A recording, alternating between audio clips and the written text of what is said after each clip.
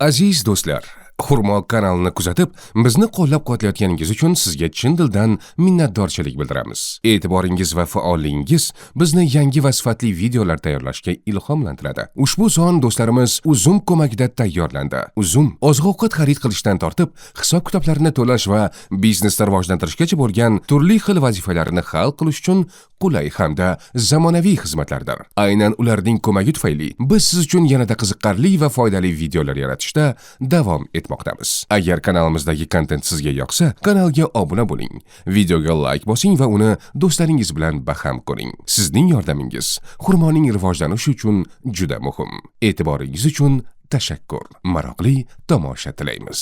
Yusuf Yesyan. Hozirgina men siz bilan sho'r tilda salomlashdim.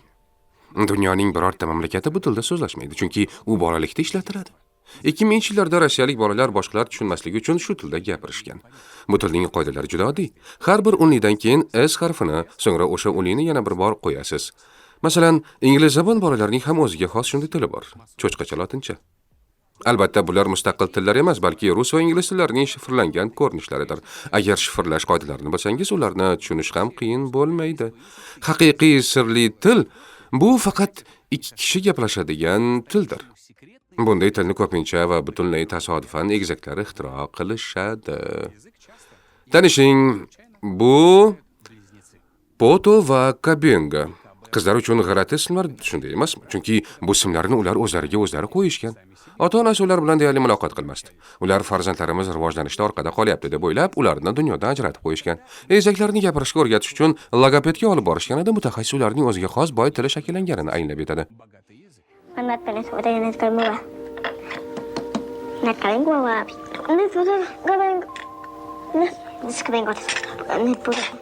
Bu hodisa kriptofaziya deb ataladi.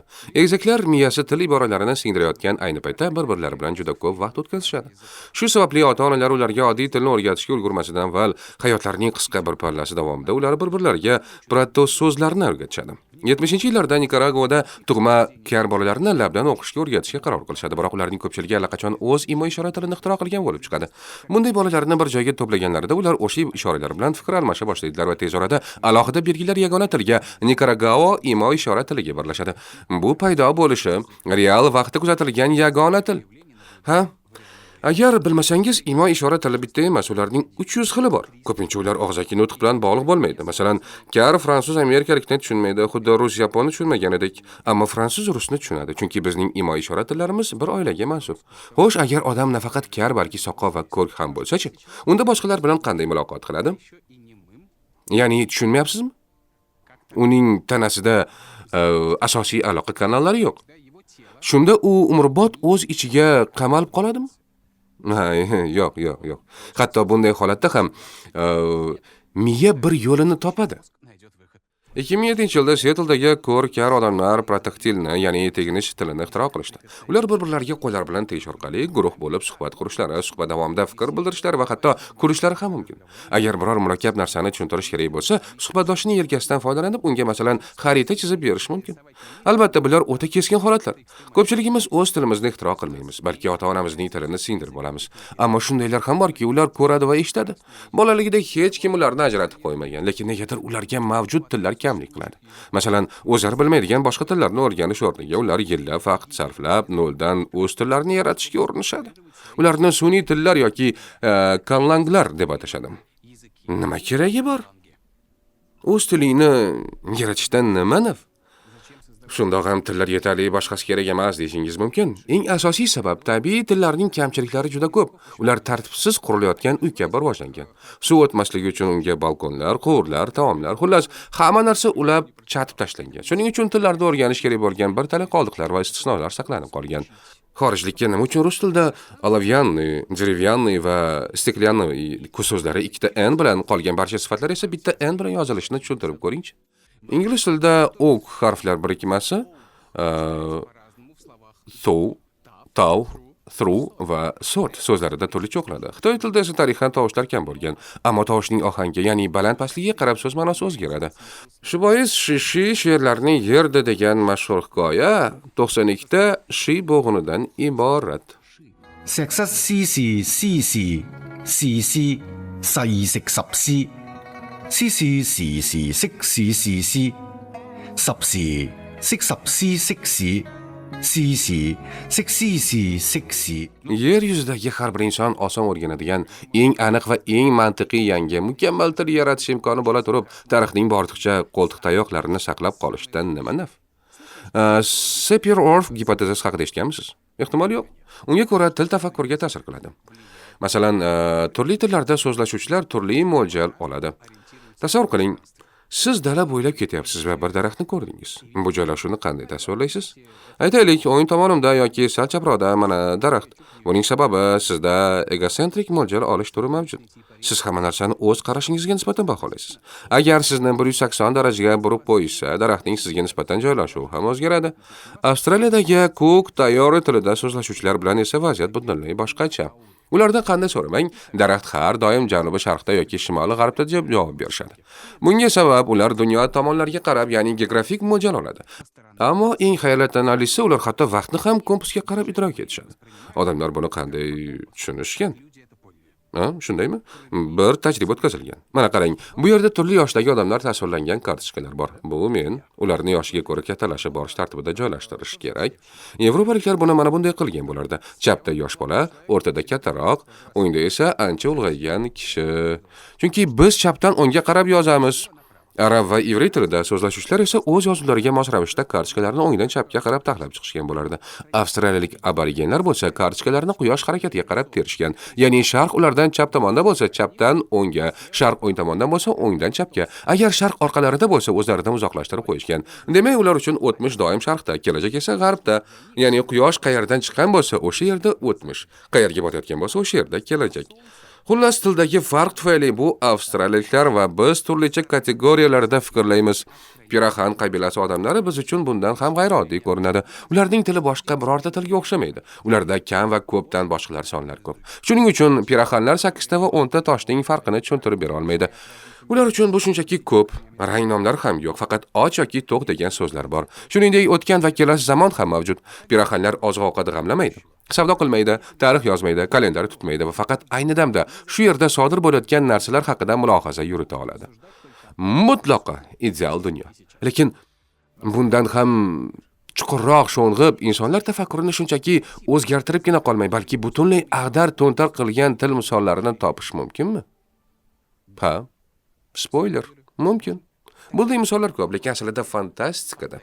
Denis Villeneuve'ning Kelish filmida o'zga sayyoraliklar kofe dog'iga o'xshash dumaloq siyoh dog'lar yordamida gaplashadi. Shu sababli ular masalan vaqtni boshqacha idrok etishadi. Bosh qahramon ularning tilini o'rganganida xuddi ular kabi ham o'tmishni, ham kelajakni ko'rishni o'rganib oladi. Siz hozir, bu fantastika-ku, shunchaki to'qib chiqarilgan deb o'ylayotgan bo'lsangiz kerak. Gapimni oxirigacha eshiting. Albatta, fransuz tilini o'rganib, masalan, kruassanlar ta'mini yaxshiroq ajrata oladigan bo'lib qolmaysiz. Piraxan shevasida gaplashib, sonlarni unutib yubormaysiz, lekin har bir til sizning tafakkuringizni biroz o'zgartirib turadi. Shuning uchun juda oddiy qilib aytganda, siz ingliz yoki boshqa bir tilni o'rganganingizda voqelikni biroz kengroq tushuna boshlaysiz. Bu shuni anglatadiki, odamlar o'zlarining noyob tillarini ixtiro qilar ekan, ular ayni paytda yangicha fikrlash usulini ham yaratadilar. Buning uchun endi ularga masalan geek bo'lish shart emas. Shunchaki bosqichma-bosqich rejaga ega bo'lish kifoya. Siz ham buni qila olasiz. Va umuman tillar qanday qismlardan iboratligini bilishingiz kerak. To'plesning aynan mana shu eng uzun sonida biz shu haqida so'zlab beramiz. Uni oxirigacha ko'ring, ko'rganingiz sari ma'lumotlar shunchalik qiziqarli bo'lib boraveradi. Hozir siz rus va norveg tillarini chatishtirilsa nima bo'lishini, Misr iyerogliflari qanday qilib Kiril alifbosi harflariga aylanganini, yulduzlar jangidan kim va nima uchun qalmoq tilida gapirishini, qaysi tilni bir kun o'rganish mumkin va qaysi birini hatto uning yaratuvchisi ham bilmasligini, xalqimni qo'lda qanday boshqarishni, Tolkien Uzuklar hukmdorini aslida nima uchun yozganini, sof musiqa tili va olmaxon ovozi tili qanday jaranglashini, nega har bir tilda bit so'zi borligini, smartfonlar davrida odamlar nima uchun hushtak chalib muloqot qilishini, matematika tilida qanday qilib bor yo'qol deyishni, kim ayollar, olov va boshqa xavf-xatarlar uchun alohida jins o'ylab topganini, buqa va baliq rasmlari qanday qilib barcha alifbolarga asos bo'lganini, qaysi harflar o'zlarini qanday talaffuz qilishini o'zi ko'rsatib turishini va til miyamizni qanday o'zgartirishni bilib olasiz.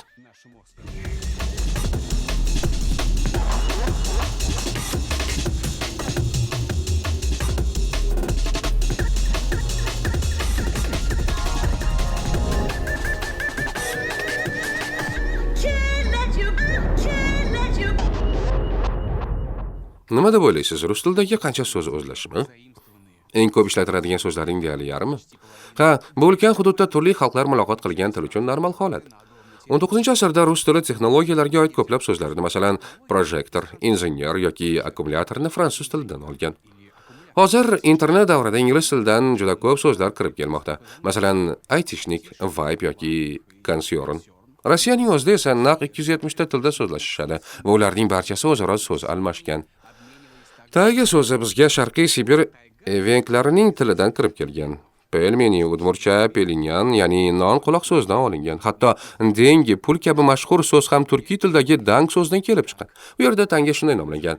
Siz ham bu barcha asl pelinyalarni tatib ko'rishingiz va albatta Rossiyaning barcha go'shalariga tashrif buyurib, Avito puteshествие orqali turar joy bron qilib, o'z dangalaringizni tejashingiz mumkin. Bu yerda butun Rossiya bo'ylab kvartiralar, uylar va mehmonxonalarning eng katta tanlovi hamda 50% gacha chegirmalar mavjud. Bu shuni anglatadiki, byudjetingiz qanday bo'lishidan qat'iy nazar o'zingizga mos variantni baribir topasiz. Buning uchun nima qilish kerak? To'g'ridan-to'g'ri bosh sahifada chamadon belgisini tanlaymiz. Masalan, Murmanskka yo'l olamiz va taylik qutb yog'dulari mavsum bo'ladigan yanvar bayramlarini tanlaymiz. Endi chegirmali oylikni belgilaymiz. Byudjetingiz katta bo'lsa ham puli bor odamlar pulning qadriga yetadi. Shuning uchun chegirmali variantni tanlaymiz. Mana bu kvartirani bir ko'raylik, bo'ldi, ajoyib bron qilish mumkin. Bir daqiqa. Ha. Menimcha har bir inson o'z hayotida nafaqat Antarktida va Shimoliy qutbda bo'lishi, balki qutb yog'dusini ham ko'rishi kerak.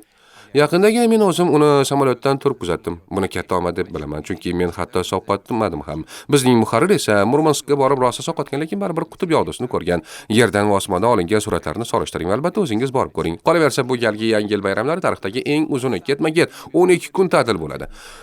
Demak ham nishonlashga, ham miriqib uxlashga, o'zingizga kelib olishga ham bir haftaga ta'tilga chiqib kelishga ulgurasiz. Ammo foydali variantlar borligida bu haftani hozirdan rejalashtirgan ma'qul. Endi esa keling birgalikda qaror qilamiz. Mana sizga Topless promokoda marhamat. U bron qilishning butun summasiga hech qanday cheklovlarsiz qo'shimcha 10% chegirma beradi. Ajoyib. Promokodni tavsifdagi havola orqali kiriting. Biz esa odamlar nega o'zlarining noyob tillarini yaratish uchun yillab umrini sarflash haqida so'zlab beramiz.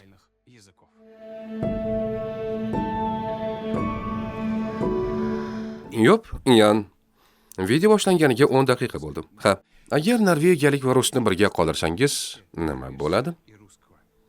Bu latifa emas. Bu 17-asrning haqiqiy tarixiy voqeasi. Xullas, tasavvur qiling, rus va norveg.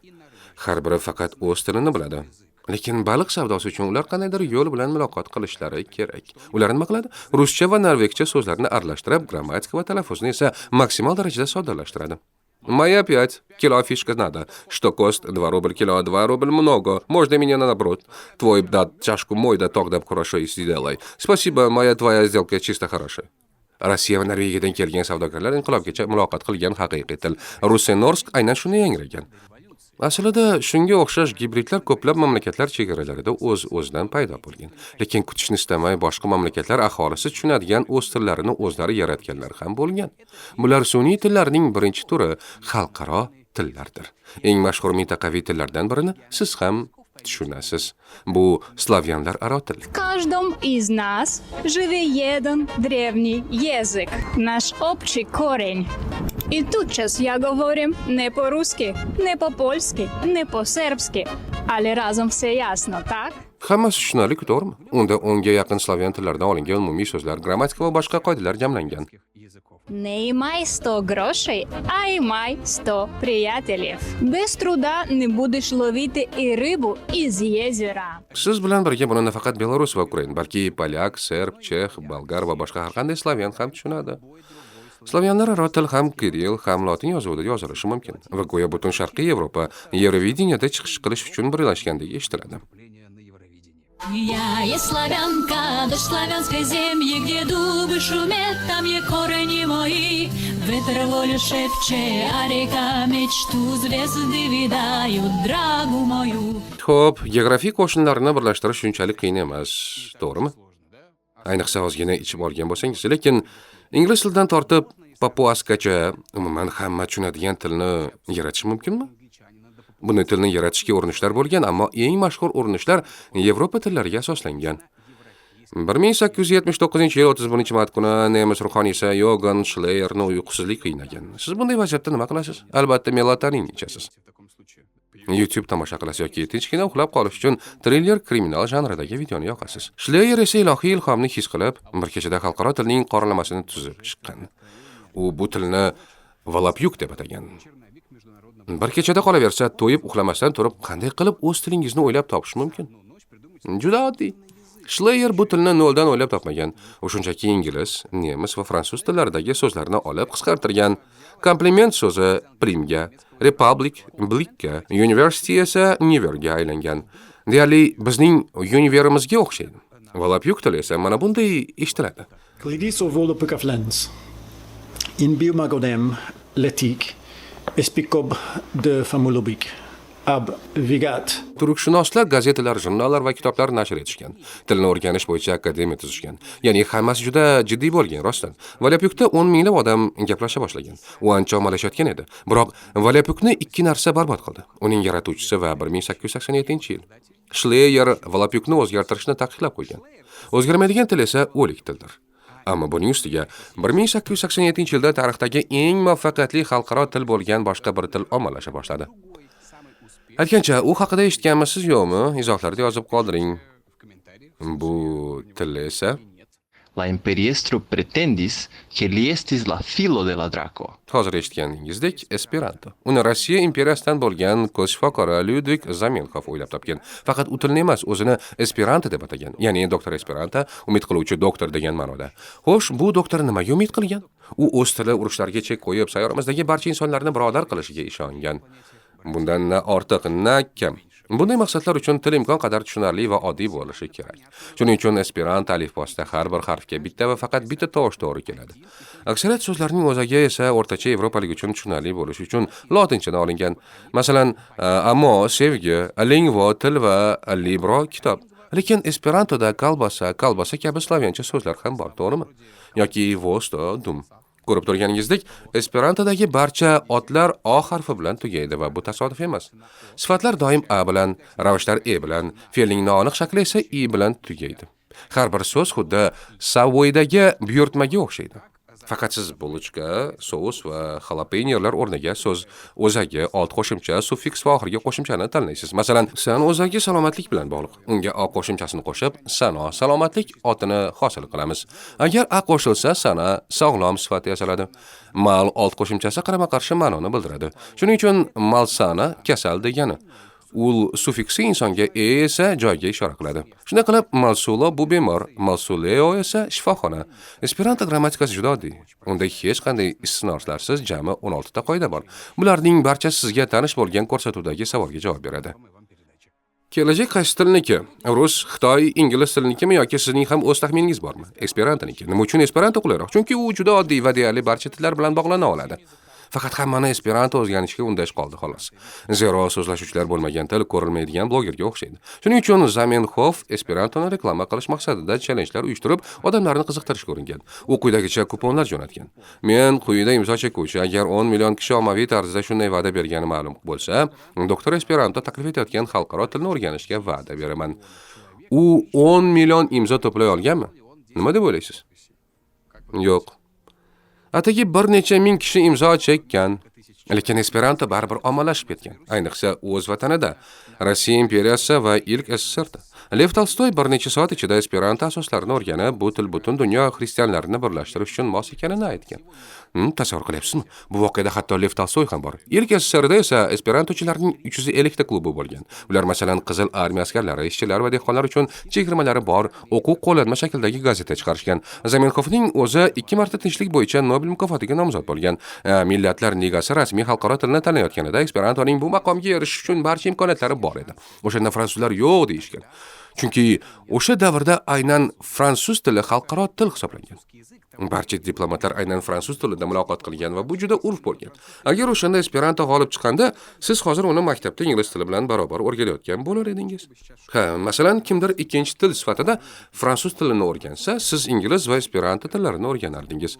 Biroq o'sha ovoz berishdan keyin ikkita jahon urushi sodir bo'ldi. Natijada odamlarni birlashtiruvchi xalqaro til g'oyasi shunchaki unutilib ketdi. Demak, sun'iy tillar hech kimga kerak bo'lmay qolibdi-da degan xulosaga kelish mumkin. Ammo unday emas. Zero odamlarni birlashtirish sun'iy til yaratishning yagona maqsadi emas. Til tafakkuriga ta'sir qilish haqidagi Sapir-Whorf gipotezasi yodingizdami? Agar u chindan ham ishlasa, unda yangi tamoyil asosida tarixiy qo'ltiqtayoqlar siz noldan mukammal til yaratish mumkin. Shu yo'l bilan tafakkurimizni aniq va mantiqiy qila olamiz. Bunday tillar falsafiy tillar deb ataladi. Eng o'ziga xos tillardan birini esa 17-asrdayoq britaniyalik ruhoniy John Wilkins taklif qilgan. U tildagi barcha ma'nolarni ulkan arxivdagidek javonlarga tartib bilan joylashtirishga qaror qilgan. Barcha so'zlarni 40 ta sinfga, ularni o'z navbatida 9 ta turkumga, turkumlarni esa 9 ta turga bo'lib chiqqan. Natijada har bir so'zning o'z joyi bo'lgan ulkan kartoteka yuzaga kelgan. Aytaylik, siz it demoqchisiz. Sizga hayvonlar kerak bo'ladi. Bu 18-sinf. Z. Keyin yirtqichlar bu 5-turkum T harfi. Itning o'zi esa 1-tur, ya'ni A. Bularning hammasini qo'shib zita it so'zni hosil qilamiz. Itga yaqin bo'lgan bo'ri esa zitas bo'ladi. Ya'ni ma'no jihatdan yaqin so'zlar o'xshash eshitiladi va yoziladi. Qulay, shunday emasmi? Qulay. Yo'q, har doim ham emas. Bo'ri bilan bog'liq misol shunchaki muvaffaqiyatli chiqqan, lekin masalan sut va sariyog' bu tilda boshqa toifada turadi. Masalan sut tana suyuqligi bo'lsa, sariyog' yegulikdir. Noqulay, barchasiga sabab so'zlarni qat'iy hierarxiyaga tizganingizda. U faqat sizning tasavvuringizdagina mantiqiy jaranglaydi. Boshqa birovning mantiqi esa butunlay o'zgacha bo'ladi. Mana masalan tuxum nima o'zi? Hayvonmi? Nasl davomimi? Yoki yegulikmi? Yoki yungchi, u nima, xomashyomi yoki hayvon tanasimi? Qaysi biri bo'lsa ham bo'laveradi. Hamma narsani toifalarga bo'lishning bema'niligini ko'rsatish uchun argentinalik yozuvchi Borges John Wilkins ustidan kulib hayvonlarning o'z tasnifini tuzgan. U dunyodagi barcha jonivorlarni quyidagilarga ajratgan. Imperatorga tegishli bo'lganlar, mumiyolanganlar, qo'lga o'rgatilganlar, emizikli cho'chqachalar, suv parilari, afsonaviy jonivorlar, daydi itlar ushbu tasnifga kiritilganlar, aqldan ozgandek chopadiganlar, son sanoqsizlar, tuya junidan yasalgan eng nozik mo'yqalam bilan chizilganlar, hozirgina guldonni sindirib yuborganlar, uzoqdan pashshaga o'xshaydiganlar va boshqalar. Nega aynan shunday? Nega endi yo'q? Chunki ma'nolarning har qanday tasnifi shartli bo'ladi. Lekin bu falsafiy til yaratishning yagona yo'li emas. Yozuvchi fantast James Cook Brown tafakkurda xatolarga yo'l qo'yishning imkoni bo'lmaydigan tilni yaratishga qaror qilgan. Buning uchun u matematika tilida so'zlashish va fikrlashni taklif etgan. Shunday qilib, Loglan, ya'ni logical language, so'zma-so'z tarjimada mantiqiy til paydo bo'lgan. Undagi gaplar teoremalar kabi tuziladi. Mana masalan, matematik teorema. Ixtiyoriy n uchun agar n juft son bo'lsa, u holda n ning kvadrati ham juft bo'ladi. Endi esa Loglan tilidagi gap ixtiyoriy n uchun agar n odamlar to'plamiga tegishli bo'lsa, u holda n ongli mavjudotlar to'plamiga tegishlidir. Bu barcha odamlar ongli deb tarjima qilinadi. Xo'sh, mantiq bor, bunga qo'shilaman. Murakkab to'g'ri, lekin buning evaziga har bir gap mantiqan puxta tuzilgan. Siz istalgan boshqa mantiqni fizika, kimyo, biologiya, hatto dasturlash mantiqini olib, shu asosda o'z falsafiy tilingizni yaratishingiz mumkin. Ammo asosiysi shuni yodda tutish kerak. Til qanchalik murakkab bo'lsa, uning grammatikasi va ohangini idrok etish shunchalik qiyinlashadi. Biroq tilni yaratuvchiga aynan shu narsa kerak bo'lsa-chi? Masalan, ijodkor o'zining fantastik olamini yaratyapti. Aytingchi, agar masalan elf ruscha sayrab ketsa yoki o'zga sayyoralik ispancha gapira boshlasa, g'alati bo'lardi, shunday emasmi? Kitoblar va filmlar uchun sun'iy tillarning 3-turi artlanglar yaratiladi. Bu kishi David Peterson, uni Gollywoodning saroy lingvisti deb atashadi. U hozirgacha filmlar va seriallar uchun 20 ta artlang yaratgan. Ular orasida eng mashhurlari taxtlar o'yini uchun yaratilgan Valeriy va Dakrati tillaridir. Bular o'z grammatikasi va lug'atiga ega bo'lgan to'laqonli tillardir. Aynan Valeriy tilidan muxlislar Valar Morgulus, barcha odamlar o'lishi shart yoki Valar Dahairis, barcha odamlar xizmat qilishi shart iboralarini o'rganishgan. Mashhur Xalisi, ya'ni yo'lboshchining xotini unvoni esa Datraki tilidan olingan. Taxtlar o'yini namoyish etilayotgan paytda har yili tug'ruqxonalarda 500 nafargacha qizaloqqa Xalis ismi qo'yilgan. Shu tariqa serial tufayli xayoliy tillar xalq orasiga kirib bordi. Ungacha artlanglarga asosan katta portlash nazariyasi qahramonlari kabi geymerlar qiziqardi. Esingizdami, ular eng ko'p qaysi tilni eslashardi? Albatta, Klingon tilini. Bu Star Trek'dagi jangovar o'zga sayyoraliklar tili bo'lib, savdo belgisi sifatida ro'yxatga olingan yagona tildir. Bugungi kunda Klingon tilida dissertatsiyalar himoya qilinadi, lug'atlar va jurnallar nashr etiladi. Klingon tilidagi operaga tushingiz.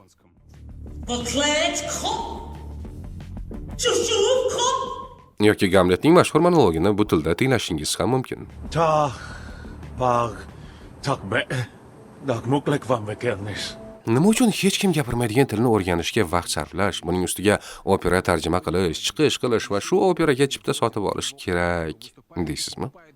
Birinchidan ular Star Trek muxlislari. Hamma narsaning muxlisi bor. Labudada ham, makanda ham. Ikkinchidan ular uchun bu challenge. Siz masalan stol o'yini o'ynaysiz yoki opamga o'xshab Skyward deyasiz. Ular esa hamma narsani sevimli xayoliy tilga tarjima qilishadi. Ammo eng katta muxlislar bazasi albatta Tolkien tillarida.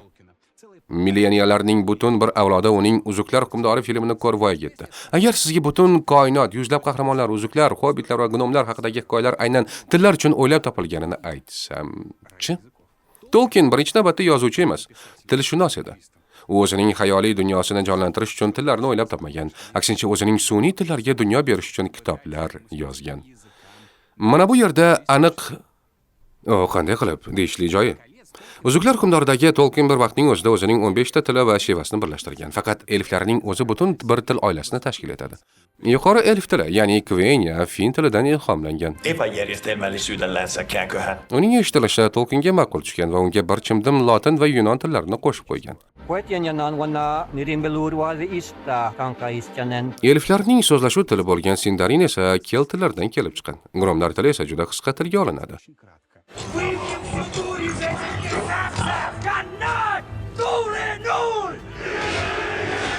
Uni batafsil o'ylab topish o'rniga Tolkien shunchaki gnomlar uni sir saqlaganini aytgan. Ammo eng muhimi, u har bir tilning tarixini darhol o'ylab chiqqan.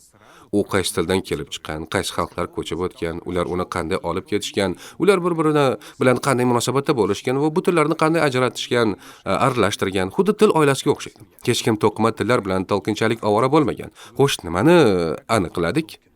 Tillar odamlarni birlashtirish, tafakkurni aniq va mantiqiy qilish. Masalan, xayoliy qahramonlarga reallik berish uchun yaratiladi. Lekin ular sun'iy bo'lishiga qaramasdan, tabiiy tillar kabi elementlardan tashkil topgan.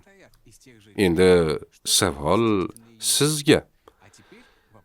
Nima deb o'ylaysiz? Nimalarsiz dunyoda birorta ham til mavjud emas? Harflarsiz bo'lsa kerak-a? Ammo unday emas. Barcha tillarning 3 dan 2 qismi umuman yozuvga ega emas. Odamlar so'zlashadigan har qanday til tovushlaridan boshlanadi.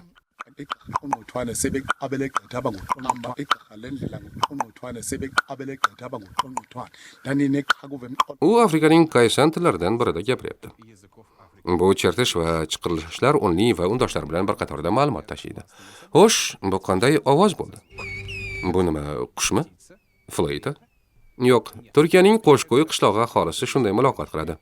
Gap shundaki, Qora dengizdagi baland tog'larda aks sado inson ovozini buzadi. Hushtak esa juda yaxshi eshitiladi. Shunday ekan, agar shayning butalar orasida ketni yo'qotib qo'ysang, shunchaki hushtakchal u paydo bo'ladi. Ammo bu juda noyob tillar haqida nima uchun bilishimiz kerak? Ularni o'rganib nima qilamiz? Inson hiqildog'i qanday tovushlar chiqara olishini tushunish uchun. Zero nutqda nafaqat ovoz paychalari, til va lablar, balki yana 15 ga yaqin elementlar ishtirok etadi. Qarang, oddiy iborani talaffuz qilishingiz uchun qancha narsa tebranadi va jaranglaydi. Bu onlayn simulyatorda siz tanish tovushlarni chiqarish uchun organlaringizni qo'lda boshqarishingiz mumkin. Masalan, bu juda qiziq va hatto kulgili ham. Aslida har birimiz bolaligimizda til o'rganayotganimizda aynan shunday qilganmiz. Shunchaki ongsiz ravishda.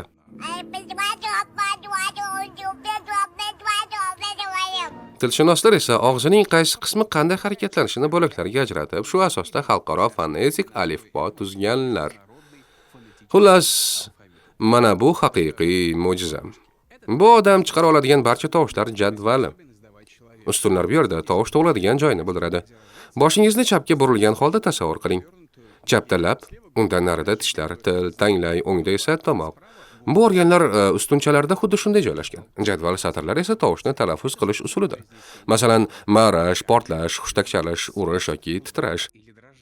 Natijada har bir tovush o'ziga xos nomga ega bo'ladi. Masalan, fransuz tilidagi R kartali tovushi nutq nuqsoni emas, balki ular titroq undoshidir.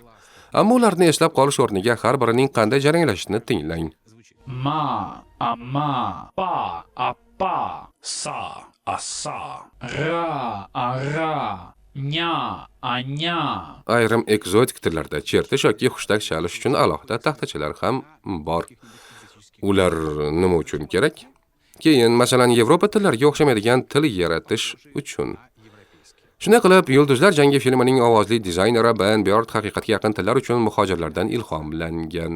Uning jamoasi tibetliklar, xitoyliklar va mo'g'ullarni tinglab yurib, oxiri Qalmoqistondan kelgan 80 yoshli Kasyunguga duch keladi. Ularga bu tovushlar shu qadar yoqib oladiki, o'sha kichkina jonzotlar evoklar xuddi shunday tovushlarda gapira boshlaydi.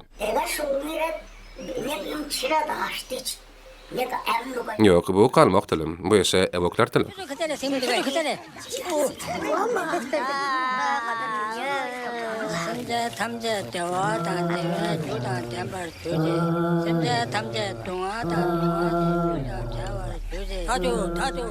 Jedayning qaytishi filmini ko'rayotgan qalmoqning tasavvur qiling. U birdan op mana men desa, ammo kutubxonachi Donald Buzer bundan ham o'tib tushdi va xayoliy mavjudotlar uchun tilni butunlay noldan o'ylab topdi. U burunduqlarning pishqirishi va xirillashiga asoslangan.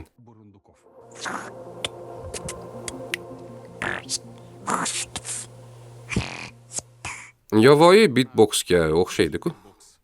Lekin bu aslida antik davr shoiri Ezop masaladan olingan parcha.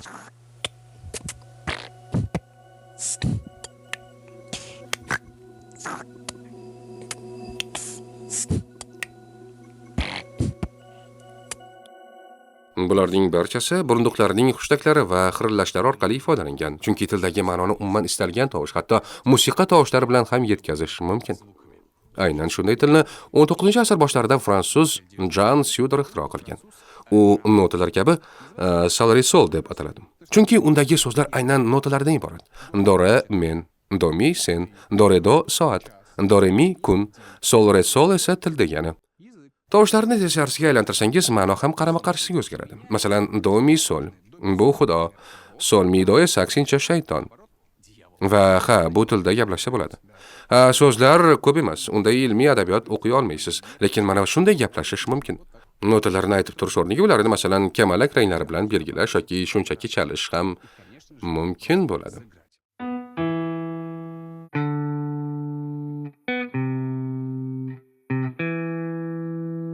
Qizig'i shundaki, Steven Spielbergning 3-darajali yaqin aloqalar filmidagi o'zga sayyoraliklar ham aynan notalar orqali muloqot qilishadi.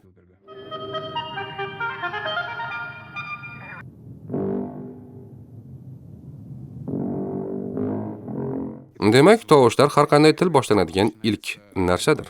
Ammo ular alohida hech qanday ma'no anglatmaydi. Ma'no tovushlar so'zlarga birlashganda paydo bo'ladi.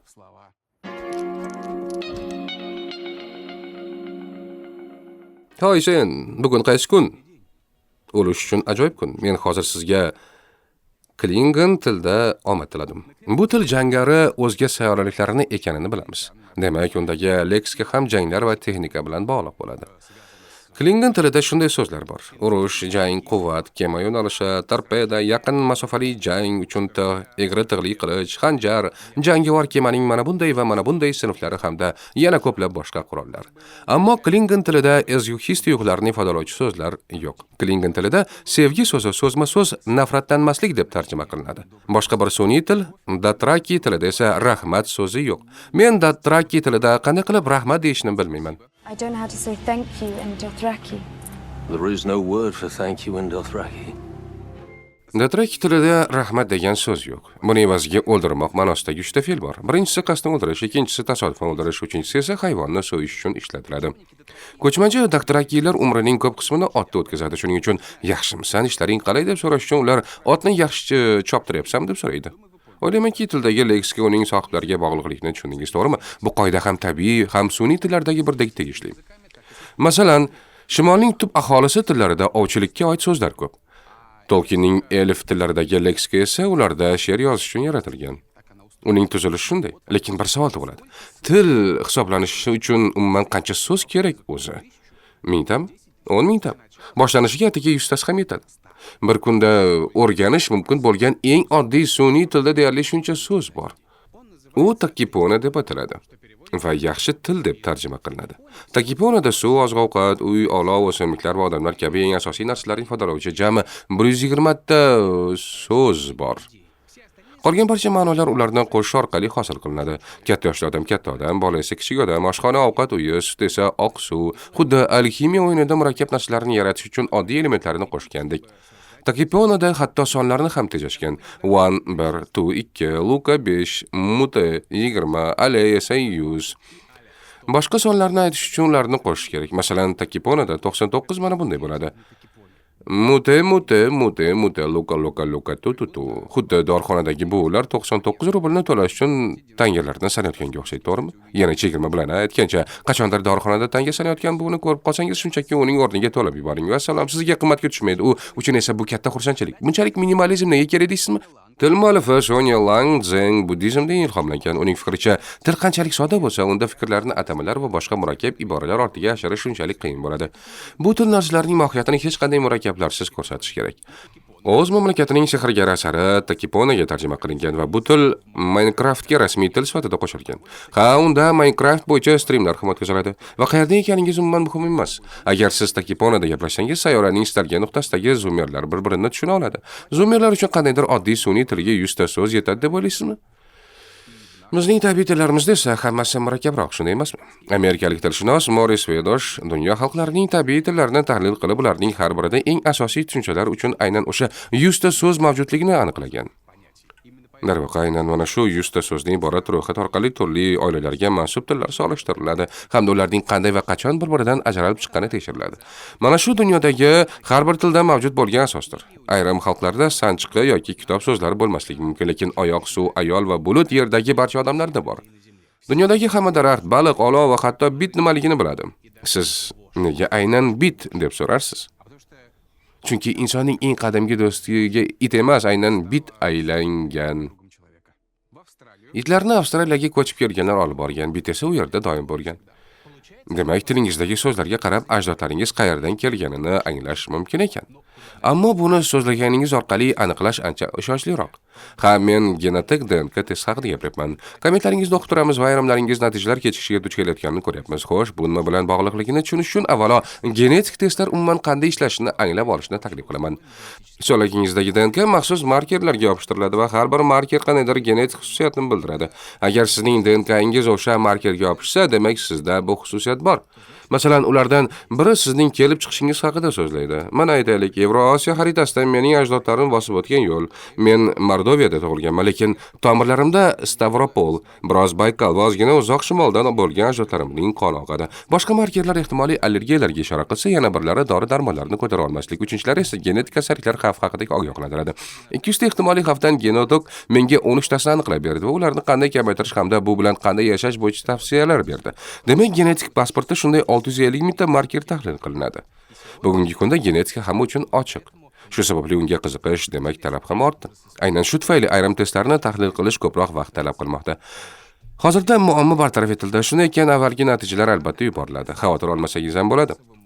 Biroz ozgina kutishga to'g'ri kelishi mumkin, ammo natija bir umrga tatigulik bo'ladi. Shunday ekan, Genotekdan genetik pasportga buyurtma bering. Hozir buni Yan 5 promokodi bilan 65% chegirmada xarid qilishingiz mumkin. Qo'rqmang, natijalar albatta sizga yetib keladi. Axir bu uyingiz yoniga borib qon topshirib keladigan oddiy tahlil emas. Bu biroz boshqacharoq jarayon. Shu oy men onam uchun ham tahlil topshirmoqchiman. Siz ham ota-onangiz haqida o'ylab ko'ring. Bu doim qiziq. Onangiz va otangizning DNK kodi qanday? Siznikichi? Chunki bilamiz, siz ularning DNKlari chatishmasi tufayli vujudga kelgansiz. Genetik test havolasi izohlarida. Biz esa so'zlar tahlilida davom etsak, nima deysiz? Xullas, har bir tilning so'zlari xalq madaniyatini aks ettiradi va aslida u yaratilgan maqsadga xizmat qiladi. Lekin avval aytganimdek, o'zgarmaydigan til bu o'lik tildir. Ertami kechmi unda yangi so'zlar, ko'pincha boshqa tillardan o'zlashmalar paydo bo'ladi. Masalan, okey, to'g'rimi? Bu o'zlashma. Google'lash ham o'zlashma.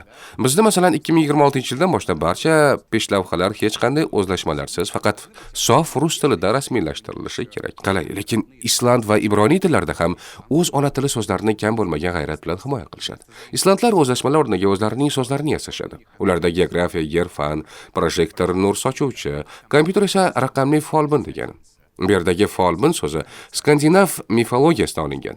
Ibroniy tilida esa elektr toki qadimgi matnlarda sirli nur yoki yog'du ma'nosini anglatgan. Xashmal so'zi bilan ifodalanadi. Tasavvur qilyapsizmi, ibroniy tilidagi qadimiy matnlarni o'qiyotgan zamonaviy odam o'sha matnlarda elektr tokining nima qilib yurganidan chindan ham hayratga tushishi mumkin. Biroq tillarda deyarli hech qachon o'zgarmaydigan qadimiy va asl so'zlardan iborat bir tushunchalar guruhi bor. Bu nima? Bu so'kinish, haqoratli so'zlar. Rus tilidagi qo'pol 3 ta so'kinish so'z rus tilining o'zidan ham qadimiyroq. Qoyilmisiz? Ammo bu tillar haqidagi ko'rsatuv va men aytishga majburmanki, hatto sunniy tillarda ham so'kinish va haqoratlar mavjud.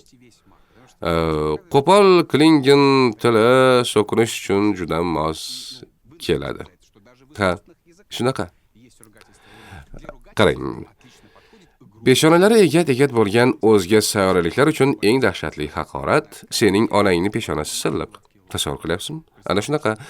Dotrakki chavandozlar uchun esa piyoda deyishdan ko'ra dahshatliroq haqorat yo'q, chunki bu ularning ot minmasligini anglatadi.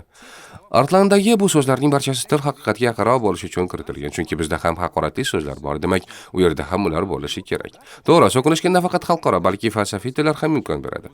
Salli-risol musiqiy tilda istalgan musiqiy so'zdan haqorat yasash uchun so'zlar tartibini teskarisiga o'zgartirish kifoya. Masalan, tartibli ma'nosidagi liamire ish yoqmasdagi ma'noni beruvchi, remiliyaga aqli degan domisol esa ahmoq ma'nosidagi solmidoga aylanadi. Falsafiy logon tilida esa hatto haqoratlar ham nafis eshitiladi. Masalan, har qanday x fazilat uchun x senga xos emas iborasi sen fazilatlarning bo'sh to'plami vakilisan degan ma'noni anglatadi. Deb qizil aldamchi. Keling xulosa qilamiz.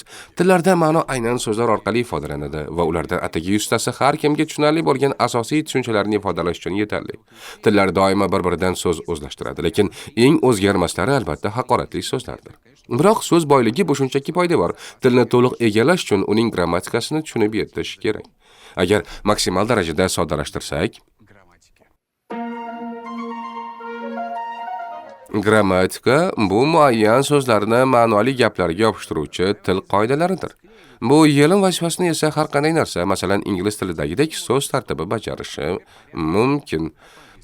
Dog bites man yoki man bites dog. Bular umuman boshqa ma'nolarni aytadi. Birinchi holda it odamni tishlayapti, ikkinchisida esa odam itni tishlayapti. Rus tilida esa so'zlarning o'rnini almashtirish har doim ham ma'nosini o'zgartiravermaydi. Masalan, собака укусила человека yoki человек укусила собаку iboralarida ma'no bir xil bo'lib qolaveradi. Bizda so'zlarni harakat yo'nalishi, zamon, rod va sonni ko'rsatuvchi qo'shimchalar bir-biriga bog'laydi. Shu sababli ham amerikaliklarga tilimizni o'rganish juda qiyin, chunki bizda shunday qoidalar bor.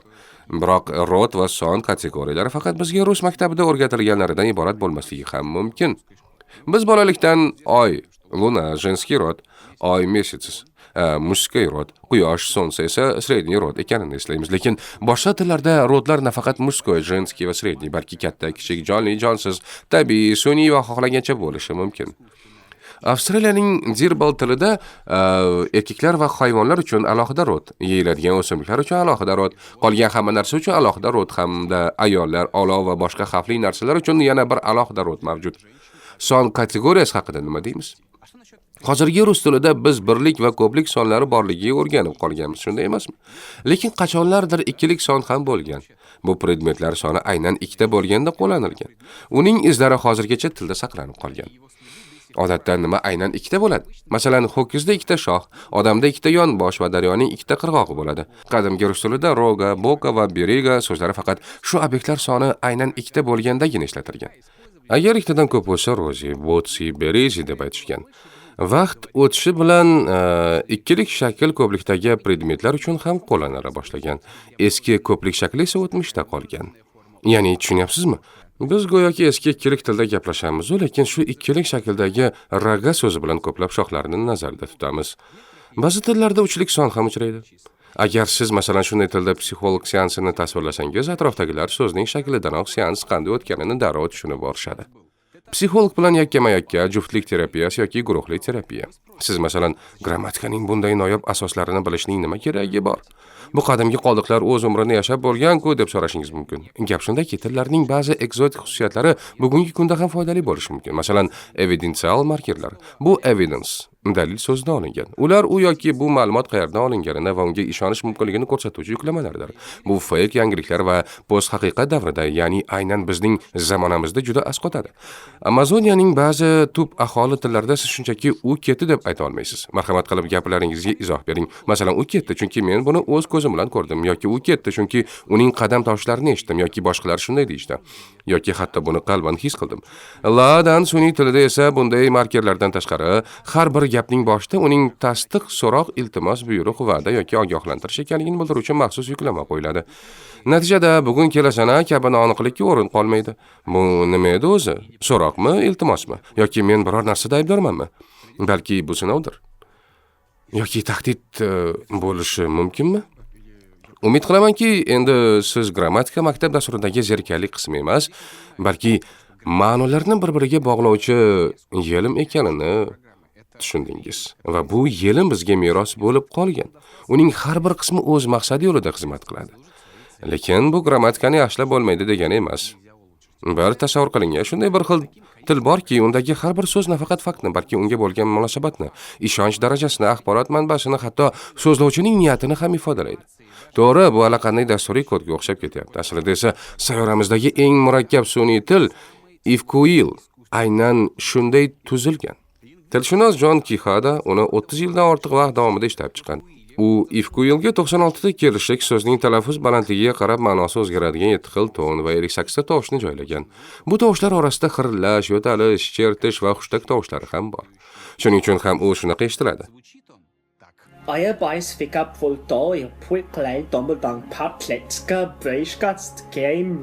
Ammo Ifkuilning asosiy fishkasi uning grammatikasida. Esingizdami? Biz Esperanto haqida gapirganimda, unda so'zlarni o'zak, old qo'shimcha, sufiks va yakunlovchi qismidan yasaymiz degandim.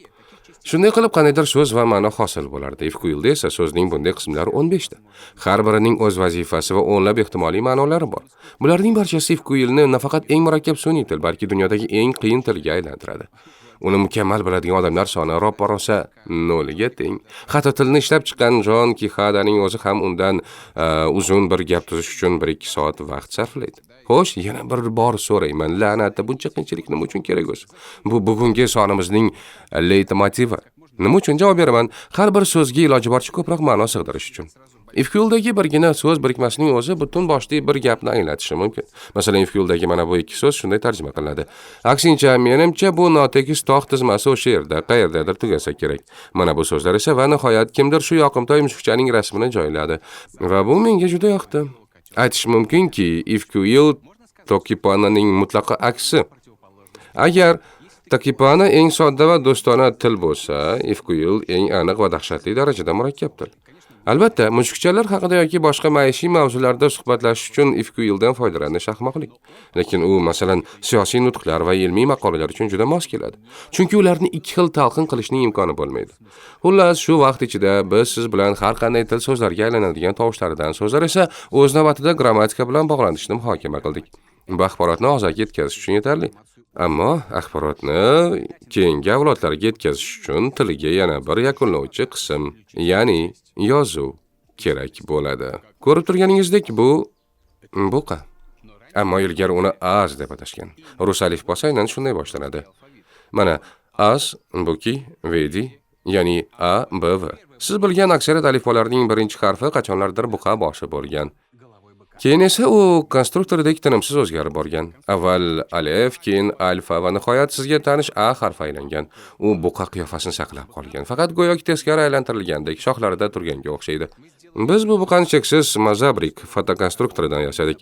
Uning yordamida istalgan fotosuratni mana shunday detallardan iborat pikselli kartinaga aylantirishingiz mumkin.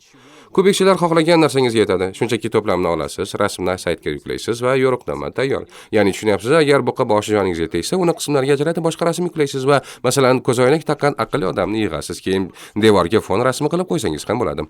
Buni xohlagancha va xohlagan paytda takrorlash mumkin. Bitta to'plam cheksiz yo'riqnoma. Mazabrik turli o'lchamlarda va ikki rangda bo'ladi, oq, qora va color, ya'ni sarg'ish. To'plamlarni birlashtirib hatto odam bo'yi bilan teng kartina yig'sa ham bo'ladi. Men o'g'irlab ketmasimdan oldin yangi larchasiga qo'yish uchun ayni muddo, keyin esa uni oila a'zolaringiz bilan birga xoh 2 kishi, xoh 4 kishi bo'lib yig'asiz. Biz masalan yangi yilda ayolim Katya va onalarimiz bilan yig'amiz, chunki to'plam menga rostdan ham juda yoqadi. Mazabrik.ru rasmiy saytining havolasini o'sha yerda qoldiraman. To'plis promokodi bilan esa Mazabrik sizga 20% arzonroqqa tushadi. Bu esa yangi yil arafasida juda yoqimli. Yangi yil yetkazib berishlaridagi tiqilinch boshlamasdan oldin o'tib tezda buyurtma bering, chunki yangi yilga oz qoldi axir. Biz esa yozuv mavzusiga qaytamiz.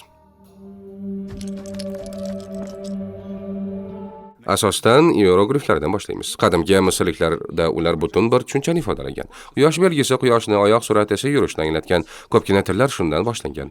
Xitoy tili esa masalan hozirgacha shunday tuzilgan. Ya'ni tushunyapsiz, xitoyliklar hozirgacha misrliklar kabi yozuvni suratlar bilan ifodalaydigan sanoqli xalqlardan biri. Mana bu xitoycha odam hieroglifi. Bu esa uning Misrdagi muqobili. Bu suv, bu esa xitoycha va misrcha olov. Hierogliflar bilan so'zlarni kichik joyga yozish qulay. Shuning uchun Osiyoda ular bizga odatiy bo'lgan lift, maishiy texnika pultlari va shahar navigatsiyasidagi tugmachilar o'rnini bosadi. Ular xatotlik uchun ham ajoyib, lekin kitob nashrida qiyinchilik tug'diradi, chunki 30 ta harf o'rniga minglab turdagi literlar kerak bo'ladi. Ular uchun hatto shunday yozuv mashinkalari ham yasalgan. Barabanni aylantirib, har bir qatordan kerakli belgini qidirasiz. Bugungi kunda hierogliflar klaviaturaning ekraniga kiritiladi yoki masalan lotin harflari yordamida tovushma-tovush teriladi. Keksa yoshdagilar uchun esa ekranda qo'lda yozish usuli mavjud. Ko'plab sun'iy tillar uchun ham o'z hierogliflari o'ylab topilgan. Masalan, mening ortimda aynan shunday belgilar osilib turibdi. Bular Takopina belgilari. Shunday ekan, Takoponani biladiganlar, zumerlar orasida bundaylar ko'p. Buning ma'nosini yozib qoldiring. Bilmaydiganlar esa izohlarga o'tib qarab ko'ring, chunki u yerda faqat ingliz va rus tilidagi emas, balki Takopinada ham gaplashadiganlar bor. Takiponadagi barcha belgilar ham mana shunday ko'rinishda bo'ladi. Xuddi bolalarning rasmlariga o'xshaydi. Lekin bu yozuvning bir varianti xolos. Takipona uchun mayya yozuviga o'xshagan murakkabroq va chiroyliroq yozuv ham bor. Shunday bo'lsa-da, hierogliflarni o'rganish juda qiyin. Alifbodagi 20-30 ta harfni eslab qolish boshqa-yu minglab noyob belgilarni yota olish butunlay boshqa gap. Shuning uchun vaqt o'tishi bilan odamlar hierogliflar faqat ma'noni emas, balki tovushlar majmuni ham biladirsa-chi deb o'ylay boshlagan. Misrda bo'lganlar u yerda mashhur esdalik sovg'asi kartush olib kelishgan bo'lsa kerak. Bu yerda biz hierogliflarni ko'rib turibmiz. Lekin bu tayoq, qush va to'lqin deb emas, yan deb o'qiladi. Barchasiga sabab qadimgi Misrdayoq hierogliflardan nafaqat butun bir tushunchani, balki so'zdagi tovushlarni ifodalash uchun ham foydalana boshlangan. Xuddi sovet jurnallaridagi rebuslardagidek. Mana bularning ichida kapusta, bunasida esa Chaykovskiy so'zi shifrlangan. Misrliklar esa kartushkaga firavnlar, masalan, Tutanxamon, Ramzes va Kleopatraning ismlarini yozishgan. Bu hierogliflar misrliklardan Sinay yarimoroli aholisiga, keyin esa finikiyaliklarga o'tgan va har gal soddalashib olgan. Finikiyaliklar esa bu belgilarni faqat undosh tovushlar bilan yoza boshlagan. Xo'sh, uninglarni ham nima qilamiz? Hech narsa, har kim uninglarni o'zi qo'yib qolaversin. Shuning uchun ma'noni tushunish uchun biroz kontekstdan xabardor bo'lish talab qilingan. Bu tamoyil keyinchalik arab va ivrit tillarga ham ko'chib o'tgan. Masalan, arab tilida kitoblar kutub, u yozdi degan ibora esa kataba. Bu tilda so'zlashuvchilar KTB birikmasi yozish bilan bog'liq nimanidir anglatishni bilishadi va uni tovushlarni kontekstdan kelib chiqib topib olishadi.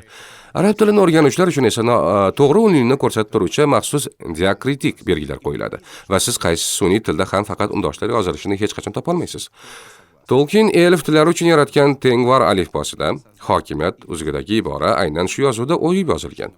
Bugun esa undan siz ham foydalanishingiz mumkin, chunki u Yandex tarjimonda bor. Axir Tolkien kim? Aqlli yigit. Tolkienning tillari ohang jihatdan fin yoki vali tillarga o'xshaydi, lekin arab yozuvida yoziladi. Ya'ni uzru bu odam haqiqatan ham tabiiy tillarda o'ziga yoqqan hamma narsani aralashtirib ularning asosida sun'iy tillar yaratgan. Agar sizga faqat undosh harflarni yozish noqulay tuyulayotgan bo'lsa, bilingki, qadimgi yunonlar ham shunday o'ylashgan. Shuning uchun ular finiki yozuviga uninglarni qo'shishgan. Shunday qilib har bir tovush o'z belgisiga ega bo'lgan ilk to'liq alifbo dunyoga kelgan. U rimliklarga o'tib lotin alifbosiga, bizgacha esa kirillitsaga aylanib yetib kelgan. Yunon tilidan shuningdek gruzin va arman yozuvlar ham kelib chiqqan. Umuman olganda Misr hierogliflari 57 ta alifboga, jumladan Tay, Burma yoki Tibet kabi Osiyo yozuvlariga asos bo'lgan. Shunday qilib, lingvistik globallashuv internet ixtirosidan 5000 yil avval boshlangan. Bularning barchasiga alifboning haddan tashqari qulay vosita ekani va shu sababli yuqumli bo'lib ketgani sabab bo'lgan. Odamga 20-30 ta belgini o'rgatsangiz bas, u eshitgan narsasini yoza oladi. Ajoyib, keyin esa uni boshqalarga uzata oladi yoki hatto o'qiy oladi ham. Qoyil. Ilgari esa shunchaki eshitib eslab qolishga harakat qilardik. Xo'sh, agar harflarning o'zi o'z shakli bilan ularni qanday talaffuz qilishni ko'rsatib tursa-chi. G'oyaning o'z kelajakka oid qiziqarli eshitilyapti. Koreys yozuvi Hangil aynan shunday tuzilgan. Bular iyerogliflar emas, balki harflar. Faqat ular chiziq bo'ylab yozilmay, Tetrisga o'xshab kvadrat bloklarga yig'iladi. Har bir blokda 2 dan 4 gacha tovush bo'ladi. Lekin eng ajoyibi bu yerdagi undashliklar artikulatsiyani, ya'ni og'izni qanday harakatlantirish keragidan aks ettiradi. Masalan, M harfi qimtilgan lablarni ifodalaydi. N harfi bu tovushni talaffuz qilgandagi tilning holatini, S harfi esa ochiq tishlar orasidagi tirqishni ko'rsatadi. Ya'ni alifboning o'zi uni qanday talaffuz qilishni ko'rsatib beradi. Bunday xususiyat hech qaysi sun'iy tilda yo'q. Agar koreys alifbosining o'zini sun'iy til deb hisoblasak albatta. Koreys tili tabiiy til, lekin bu alifbo uning uchun noldan ixtiro qilingan. Bir paytlar koreyslar Xitoy iyerogliflaridan foydalanishgan, lekin 15-asrdayoq Konfutsiy olimlar har kim o'rganib oladigan alifbo, ya'ni o'ziga xos bir sun'iy tilni yaratishgan. Tushunyapsizmi? Olimlar 500 yil oldin shunday bir sun'iy alifbo yaratishganki, u bugungi kunda qudratli iqtisodiyot, K-pop va o'ta mazali lapshaga ega mamlakatda rasmiy yozuvga aylangan. U qog'ozga yozish allaqachon odatiy holga aylangan paytda paydo bo'lgan. Ancha qadimgi alifbolarda esa harflarning shakli uning qanday materialga yozilganiga bog'liq bo'lgan. Nima deb o'ylaysiz? Nima uchun Birma yozuvida aylana shakllar bunchalik ko'p? U to'g'ri chiziqlar deyarli yo'q, chunki u dastlab palma barglariga ularni kesib yoki yirtib yubormaslikka harakat qilib yozilgan. Runalar esa aksincha tosh, yog'och yoki suyakka so'zma-so'z o'yib yozilgani uchun shunday qo'pol, kesik ko'rinishda bo'lgan. Keyinchalik esa ular masalan Bluetooth belgisida ko'chib o'tgan. Mana bu esa Shumer yozuvi. Bu belgilarni ruchka bilan chizish haqiqiy mashaqqat bo'lardi, ammo qo'lingizda stilus bo'lsa hamma narsa o'zgaradi. Uning bir burchagini loy taxtachaga bosishingiz bilan shunday g'alati shakllar o'z-o'zidan muhrlanib qoladi. Aynan runalar va mixat yozuvi Skirim dizaynerlarini ajdarlar tilini yaratishga ilhomlantirgan. Ko'rib turganingizdek, har qanday iloniza chiziqlaridan ham yozuv yaratsa bo'ladi, lekin boshqa bir haqiqat ham bor. Har qanday tilni istalgan harflar bilan yozish mumkin. Sun'iy tillar yaratuvchilar ularni odatda lotin alifbosida yozishadi, chunki bu eng universal alifbo, ya'ni insoniyatning katta qismi foydalanadigan yozuvdir.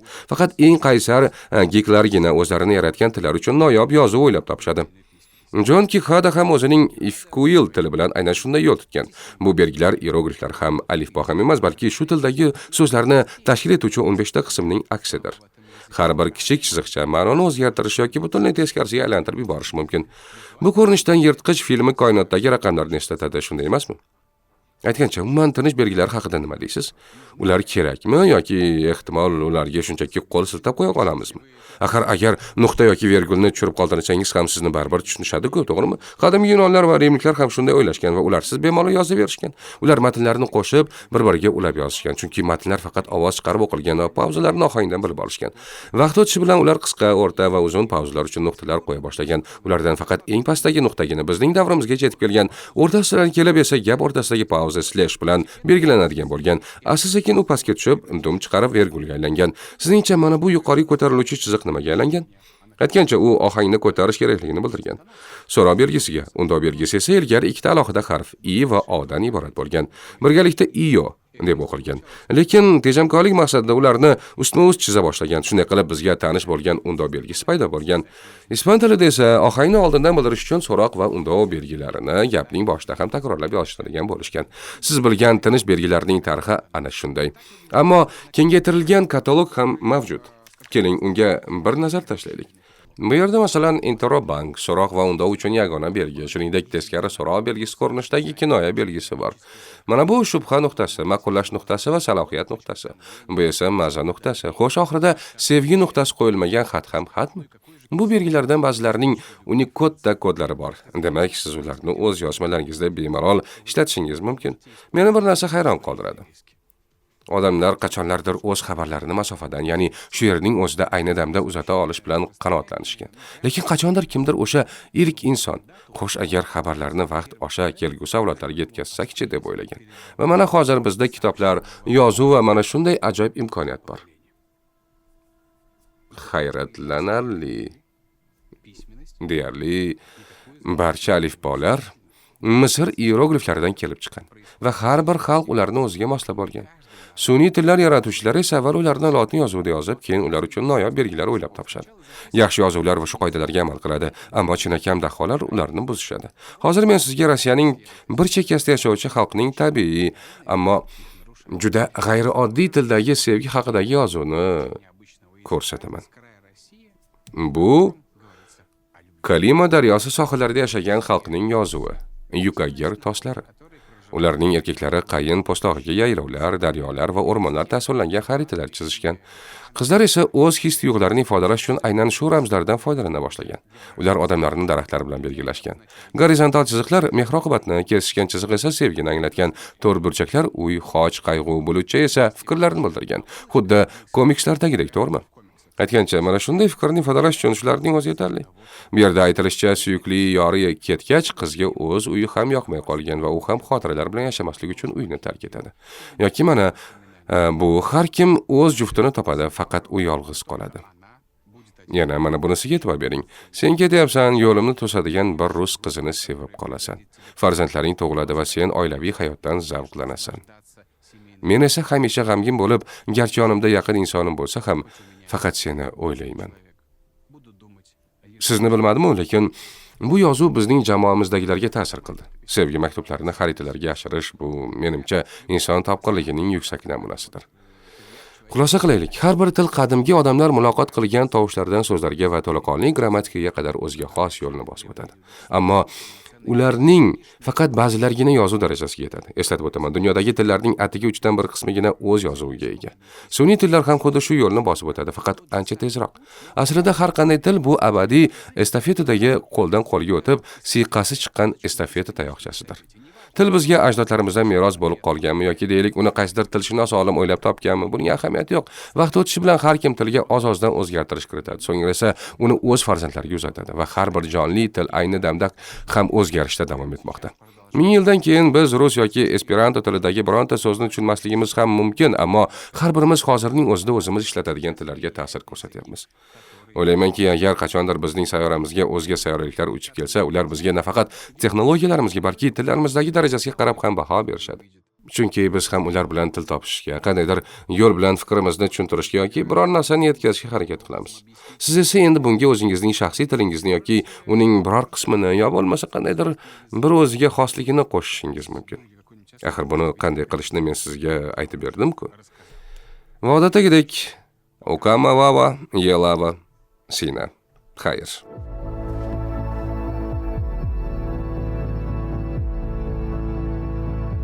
Mavzu sizga yoqdimi? Bu Topless kanalidagi tilshunoslikka bag'ishlangan birinchi son. Agar aytaylik rus tilining tarixi haqida yana bir son chiqishini istasangiz, izohlarda yozib qoldiring.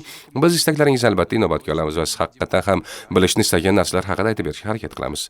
Bu son bo'yicha qo'shimcha ma'lumotlarni esa Vokruk Sveta jurnalidan qidirib topasiz. Oho, ya'ni biz bir umr o'qib kelgan jurnalda endi biz ham bormiz. Bu juda zo'r menimcha. Uni marketplace'lardan, saytdan, do'konlardan va hokazolardan izlang. Vokruk Sveta jurnalining yangi dekabr sonida esa biz yangi yil soni mavzusini yoritamiz va u 2 haftadan so'ng chiqadi. Vaqt shunday tez o'tib ketdi qoldi. Shunday ekan qisqa muddatga xayrlashamiz. Ko'rishguncha.